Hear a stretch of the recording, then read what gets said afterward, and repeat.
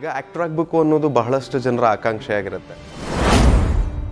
Actor ಆಗಬೇಕು ಅಂದರೆ ಏನು ಮಾಡಬೇಕು ಅನ್ನೋದು ಎಷ್ಟೋ ಜನಕ್ಕೆ ಗೊತ್ತಿರಲ್ಲ. ಆ್ಯಕ್ಟರ್ ಆಗಬೇಕು ಅಂತ ಹೇಳಿದ್ರೆ ಒಂದು ಸ್ಕೂಲಿಂಗ್, ಅಕಾಡೆಮಿಕ್ ಆಗಿ ಆ್ಯಕ್ಟಿಂಗ್ ಅನ್ನೋ ಸ್ಕಿಲ್ಲನ್ನು ಕಲಿಯೋದು ಬಹಳ ಮುಖ್ಯ.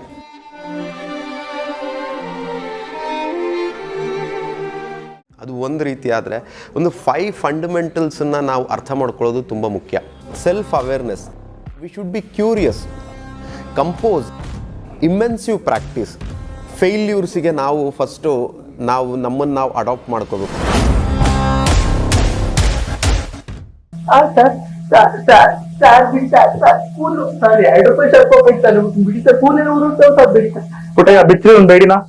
ಈ 5 ಫಂಡಮೆಂಟಲ್ಸನ್ನು ನಾವು ರೂಢಿಸ್ಕೊಳ್ತಾ ಬಂದರೆ ಅಥವಾ ನಮ್ಮ ಡೈಲಿ ಲೈಫ್ನಲ್ಲಿ ನಾವು ಇದನ್ನು ಇಂಪ್ಲಿಮೆಂಟ್ ಮಾಡ್ಕೊಳ್ತಾ ಬಂದರೆ ನಿಧಾನಕ್ಕೆ ನಾವು ಆ್ಯಕ್ಟ್ರಾಗಿ ನಾವು ಏನು ಅಚೀವ್ ಮಾಡಬೇಕು ಅಂದ್ಕೊಂಡಿದ್ದೀವಿ ಅದನ್ನು ಅಚೀವ್ ಮಾಡ್ತೀವಿ. Thank you.